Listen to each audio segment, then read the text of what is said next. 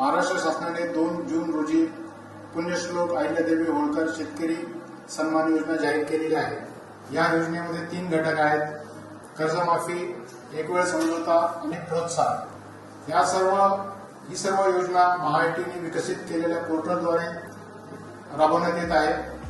या योजनेचा लाभ घेण्याकरता सरकार विभागामार्फत सर्व बँकांची माहिती महाआयटीच्या पोर्टलवर भरण्यात आली।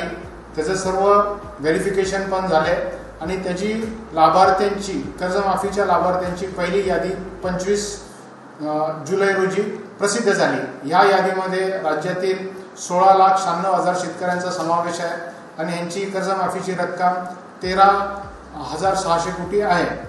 तर या सर्व शेतकऱ्यांनी आपलं आधार प्रमाणिकीकरण करायचं आहे। आधार प्रमाणिकीकरण केल्यानंतर त्यांना लाभ त्यांच्या थेट बँकेच्या खात्यामध्ये जमा करण्यात येईल। आधार प्रमाणिकीकरण करण्याकरता त्यांचे आधार कार्ड किंवा जी त्यांची यादी प्रसिद्ध केलेली आहे त्याच्यातला विशिष्ट क्रमांक घेऊन आपल्या सेवा केंद्रावर जायचे आहे। ज्या शेतकऱ्यांनी ॲग्रीस्टॅग फार्मर आयडी काढलेला नाही त्यांना ॲग्रीस्टॅग फार्मर आयडी काढणे आवश्यक असेल। काही ठिकाणी थोड्या अशा तक्रारी आलेल्या आहेत की गाव पातळीवर जी यादी प्रसिद्ध झालेली आहे त्यामध्ये कमर्शियल बँकेचे जे एनपीएचे अकाउंट्स आहेत त्याची रक्कम चुकलेली आहे। तर याबाबत मी शेतकऱ्यांना आश्वासित करू इच्छितो की याबाबत तुम्ही चिंता करू नका। आपण आपल्या बँकेच्या ब्रांचमध्ये जाऊन तपासावे।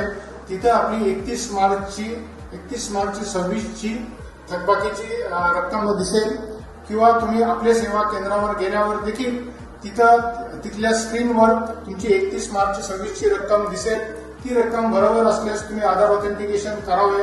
31 मार्च 26 नंतरचं जे व्याजाची रक्कम आहे ह्याची जबाबदारी बँकेने घेतलेली आहे। त्यामुळे तुमचं संपूर्ण कर्ज माफ होणार आहे। आणि ह्या उपरक्ष कोणत्या शेतकऱ्यांना काही इतर अडचण असली जसं त्याचं नाव चुकलेलं आहे किंवा आधार नंबर चुकलेला आहे किंवा खाते क्रमांक चुकलेला आहे तर त्यांनी पोर्टलमध्ये ग्रीव्हन्स रेस करावं, जेणेकरून त्यांची तक्रार जिल्हाधिकाऱ्यांकडे जाईल आणि जिल्हा लेव्हलच्या समितीमार्फत त्या सर्व तक्रारींची चौकशी होऊन त्याला लेखी उत्तर दिले जाईल।